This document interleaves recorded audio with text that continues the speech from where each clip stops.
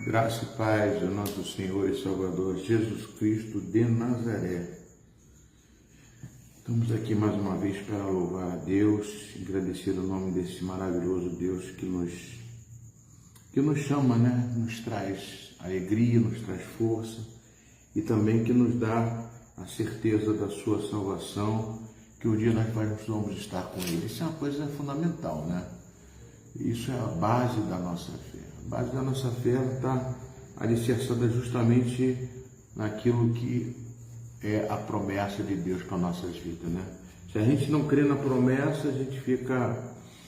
Eu, por exemplo, a primeira vez que eu fui pregar o Evangelho, né, mas eu tive a sensação, né? Aquela sensação gostosa de saber que Deus estava falando comigo também. Eu não tinha assim não tinha experiência, né? Então eu pregava na minha casa, eu gostava muito de falar a palavra de Deus, de trazer a revelação de Deus. Porque o que para mim mais tem assim, de força, né, espiritual para a minha vida é justamente a palavra de Deus. A palavra de Deus é que me dá essa, né, segurança de que eu um dia vou estar com Ele, que eu vou ter uma vida pós-morte, entendeu? E quando Deus usa a gente sabe que Deus está passando para a gente. É uma coisa sobrenatural, né? A gente saber que Deus está ali e movendo dentro de nós de uma forma sobrenatural para que a gente possa assimilar aquilo que Deus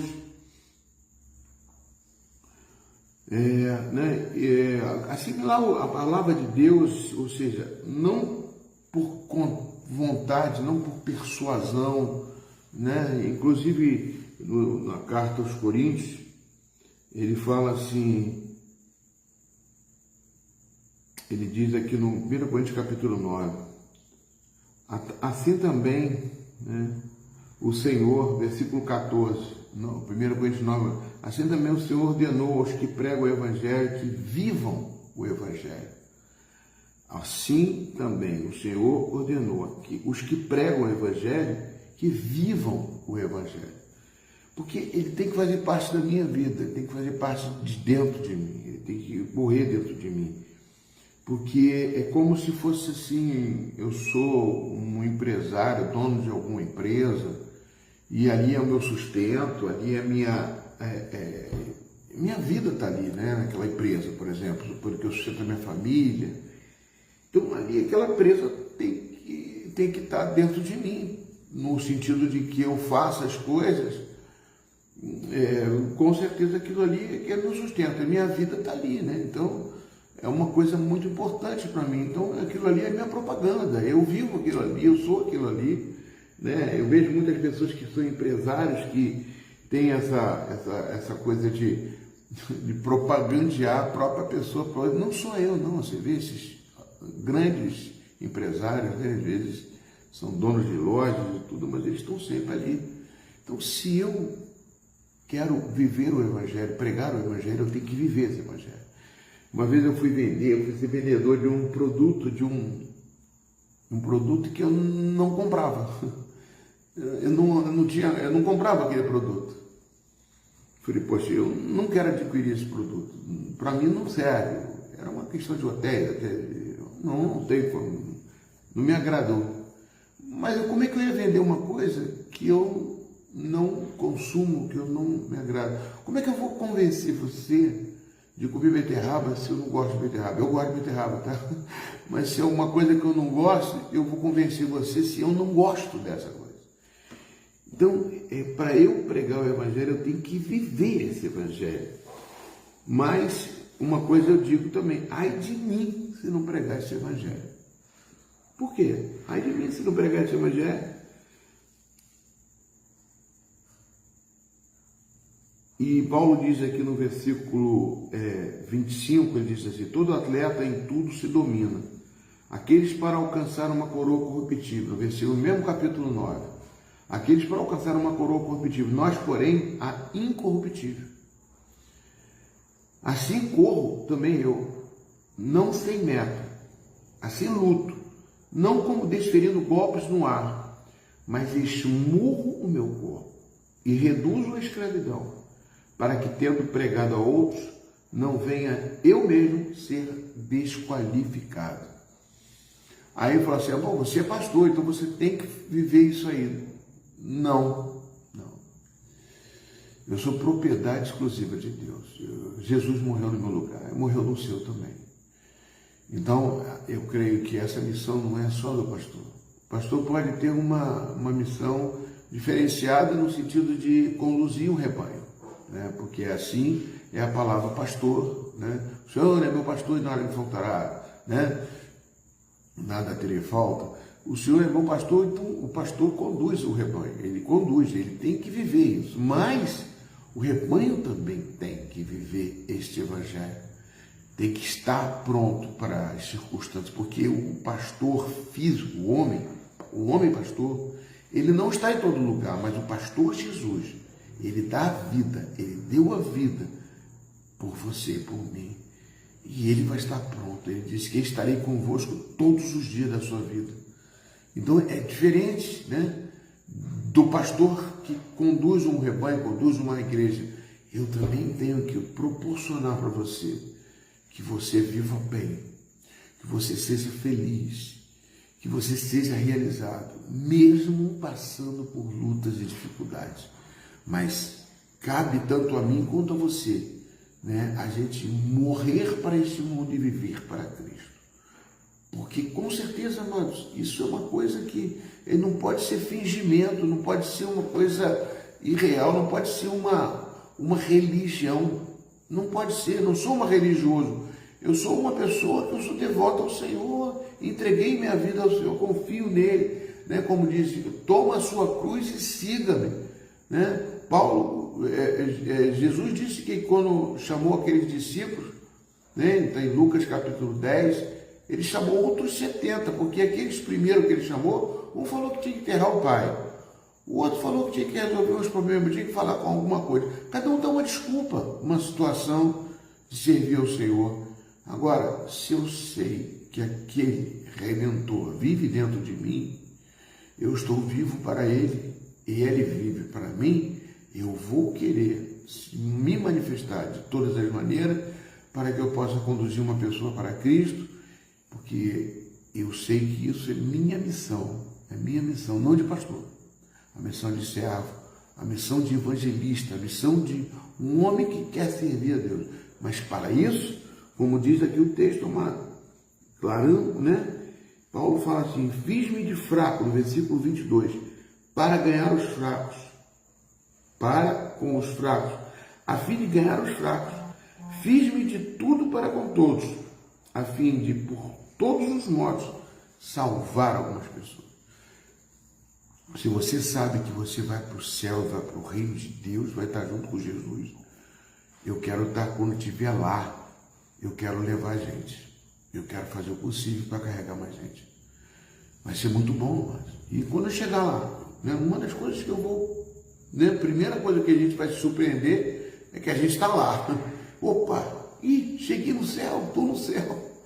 Depois, a segunda surpresa que a gente vai ter, eu vou falar assim, olha quem está aqui, rapaz, você está aqui também. Tem gente que a gente não espera, vai estar lá. E vai gente também, cadê aquele que tal, não está aqui? É tão triste, né? A gente vê que a glória de Deus tem que viver para nós. Nós temos que estar vivendo essa glória aqui na terra. Nós temos que ser aprovados por Deus aqui na terra, porque sabemos que o melhor virá depois. A vida abundante com Cristo era muito melhor, amados. Se Jesus Cristo não viveu aqui 100 anos, é porque lá para onde ele foi e preparou lugar para mim, como diz João 14 para você, é muito melhor do que aqui. Como Paulo diz, o viver para mim é Cristo, mas o morrer é lucro. Então, quando Paulo escreve isso aqui para a gente, porque no versículo 19, porque sendo livre de todos, eu fiz-me escravo de todos, a fim de ganhar o maior número possível. Para com os judeus, fiz-me como judeu, a fim de ganhar os judeus. Para os que vivem sob o regime da lei, como se eu mesmo vivesse também o regime da lei, para ganhar os que vivem debaixo da lei. Eu quero me fingir, não me fingir, mas eu vou conduzi-lo eles sabendo que eles creem na lei. Embora eu não esteja debaixo da lei, mas eu quero levar eles para Cristo, né? Então, aos sem lei, como se eu mesmo o fosse, não estando sem lei para com Deus, mas debaixo da lei de Cristo, para ganhar os que vivem fora do regime da lei. Amados, este é o fundamento do Evangelho, né? Qual é a minha recompensa? É que, anunciando o Evangelho, eu o apresente de graça para não me valer do direito que me dá. Eu tenho que servir a Deus independente de qualquer recompensa. A maior recompensa já foi dada na cruz do Calvário. Então é esse que eu quero passar para a igreja, para falar comigo, e eu quero perseverar, mesmo que eu esteja passando por lutas e dificuldades, mesmo que eu esteja sofrendo com qualquer situação, né? Eu tenho que saber que a maior missão minha, né, é estar na presença desse Deus maravilhoso. Essa palavra que eu quero deixar para vocês, que Paulo, né, traz esse texto para a gente poder entender como vale a pena esmurrar um corpo, reduzir a escravidão, para que, tendo pregado a outros, não venha eu mesmo ser desqualificado. Então, é importante nós termos essa sensação.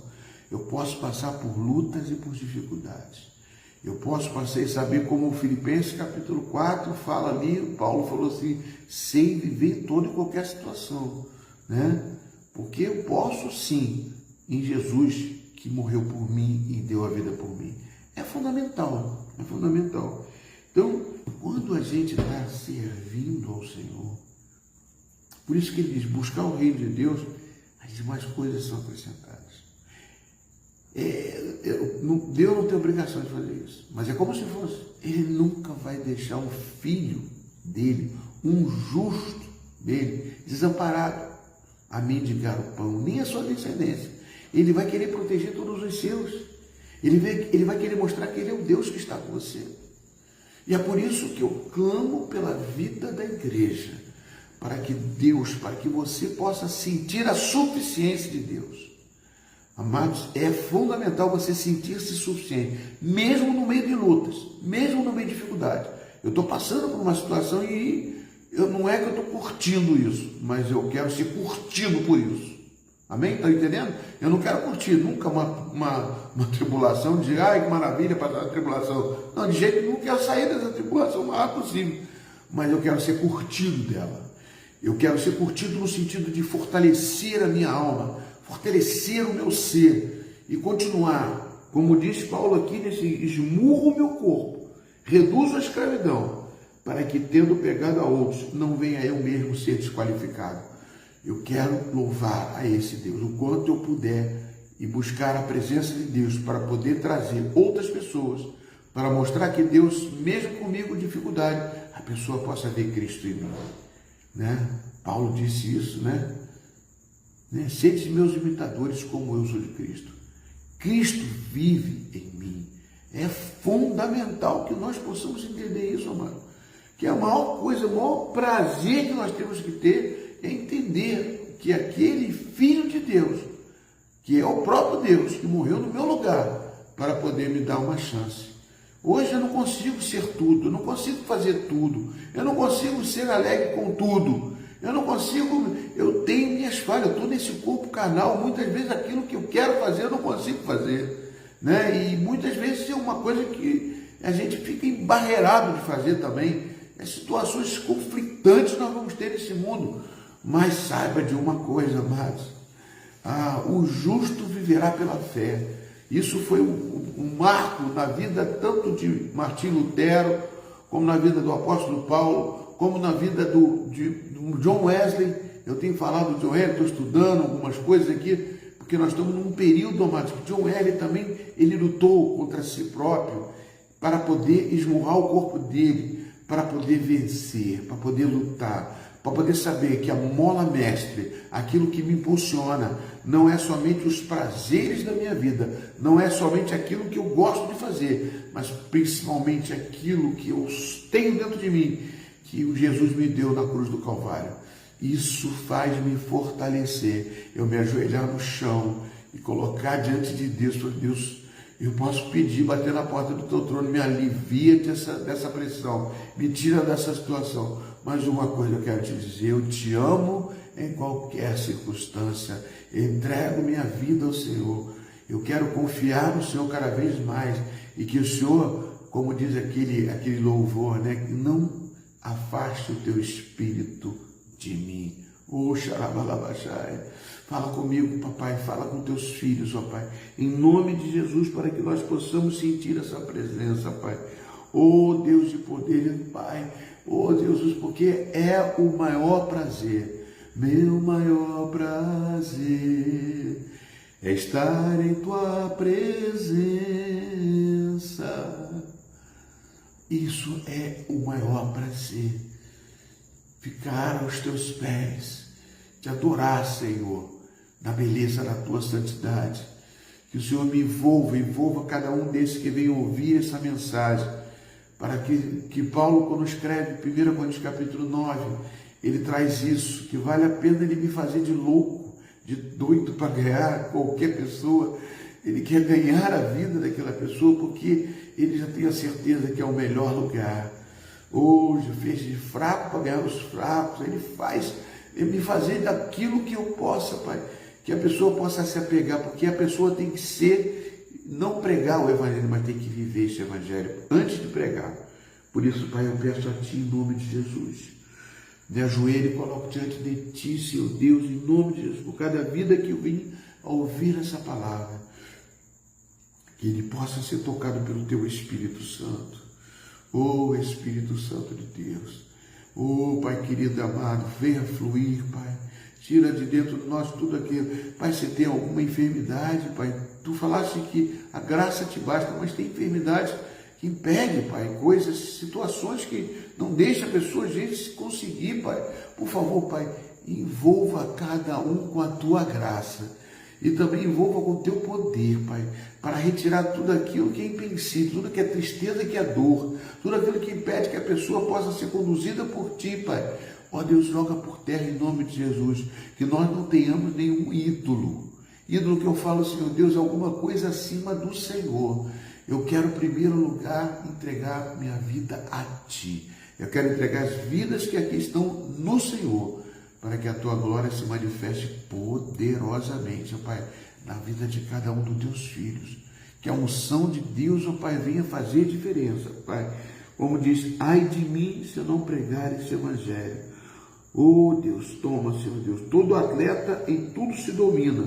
Aqueles para alcançar uma coroa corruptível. Eu não quero ganhar uma coroa corruptível.